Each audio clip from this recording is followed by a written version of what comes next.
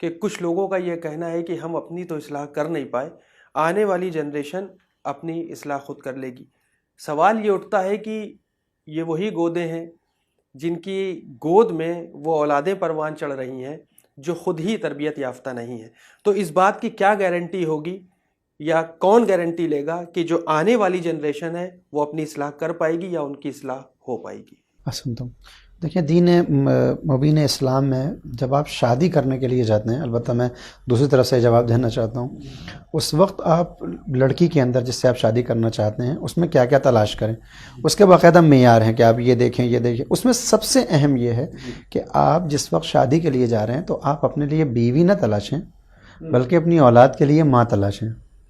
اس حقیقت کو اگر کوئی سمجھ لے تو پھر ہماری شادیوں کا انداز بدل جائے گا۔ بظاہر ہم جب رشتے کے لیے جاتے ہیں تو ڈھونڈتے ہیں شکل اچھی ہو، چہرہ اچھا ہو، بہت سے زیادہ دیکھتے ہیں تو کیا دیکھتے ہیں، دولت ہو، خاندان ہو،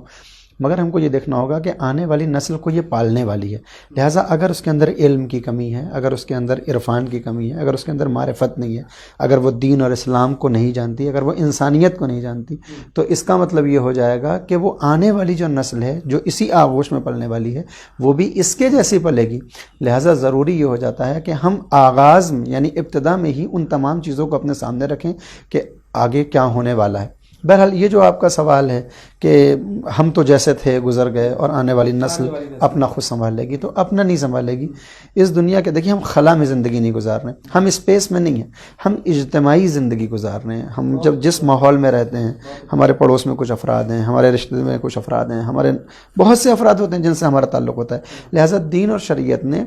ہر رشتے کے لیے ایک ذمہ داری ہمارے اوپر طے کر رکھی ہے۔ باپ کا ہمارے اوپر حق ہے، ماں کا حق ہے، بیٹے کا حق ہے، پڑوسی کا حق، اسی طرح سے قوم کا بھی حق ہے۔ یقیناً اگر کسی بھی وجہ سے میں علم سے دور رہا، اگر میں معرفت سے دور رہا اور میں اپنی زندگی کے آخری مرحلوں میں ہوں، لیکن خداوند عالم نے مجھے دولت سے نواز رکھا ہے، مجھے مرتبے سے نواز رکھا ہے کسی بھی وجہ سے، تو اب دین اور شریعت کے اعتبار سے میری ذاتی ذمہ داری ہوتی ہے کہ یہ کہہ کر کہ صاحب میں تو نہیں سدھر سکا، آنے والے خود سدھار لیں گے اپنے کو، یہ درست نہیں ہوگا، بلکہ ہم اپنے مال کو خرچ کریں، اپنے اثر کو خرچ کریں اور آنے والی نسل کو بہتر بنانے کا طریقہ سوچیں۔ اس لیے کہ اگر میں درست نہیں ہو سکا اور میں کامیاب نہیں ہوا، اس کا مطلب یہ ہے کہ ہم سے پچھلی والی شاید جو نسلیں تھیں وہ کچھ حد تک اس کی ذمہ دار رہی ہوں گی، مگر اب ہم تو اپنی ذمہ داری پوری کریں۔ لہٰذا ہر انسان کو یہ کوشش کرنی چاہیے کہ وہ اگر اس کو اللہ نے اس مقام پر پہنچایا ہے مال و ثروت کے ذریعے، مقام و جاہ کے ذریعے، تو وہ یہ دیکھے کہ اس ہمارے خطے میں مومنین کی ضرورت کیا ہے، بچوں کی ضرورت کیا ہے، جوانوں کی ضرورت کیا ہے۔ اگر ہمارے ایریے میں اسکول نہیں ہے اور قوم کے بچے تعلیم سے دور ہیں تو پھر ان کی تعلیم کا انتظام کیا جائے۔ تعلیم کا انتظام ہے مگر علاج کا انتظام نہیں ہے، قوم کے افراد علاج کے فقدان میں مر رہے ہیں، تو پھر اب ایک دولت مند ہونے کی حیثیت سے میں ڈاکٹر نہیں ہوں،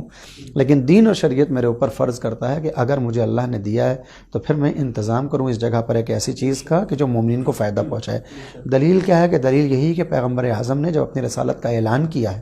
تو جن کو اسلام میں بلا رہے ہیں وہ غلام ہیں، ناتوان ہیں، ضعیف ہیں، پریشان۔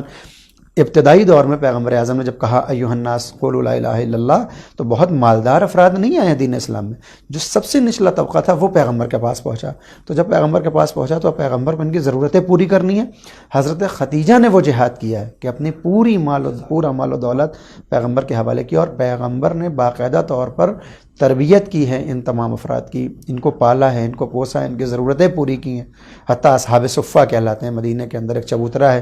کہ اس پر وہ مسلمان آتے ہیں جن کے پاس کچھ بھی نہیں، اسی چبوترے پہ زندگی گزارتے ہیں۔ پیغمبر نے ان کی شادیوں کا انتظام کیا۔ کتنی مرتبہ ہے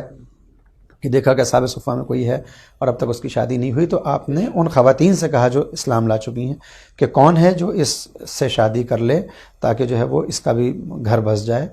تو پیغمبر اعظم نے یہ یعنی انتظام کیا ہے شادیوں کا۔ تو ہمارے اوپر بھی یہ ذمہ داری بنتی ہے کہ ہم جو کر سکتے ہیں قوم کے لیے ہم کو وہ کرنا ہوگا۔ کیوں؟ کیونکہ پیغمبر کی سیرت یہی رہی ہے۔ پیغمبر نے جس کو مال سے مدد ہو سکتی ہے مال سے مدد کی، جس کی جان سے مدد ہو سکتی ہے اس کو جان سے اس کی بہرحال مدد کی، اور لوگوں نے پیغمبر کی مدد کی ہے۔ ہم اگر پیغمبر کے امتی ہیں، جو کچھ ہو سکتا ہے قوم کے لیے، آنے والی نسل کے لیے، ہماری ذمہ داری بنتی ہے شرعی طور پر بھی، اخلاقی طور پر، انسانی طور پر بھی ہم ایسے راستے ہموار کریں کہ آنے والی نسل بہرحال اگر اس نسل میں کمی ہے تو آنے میں اگر بہت اچھی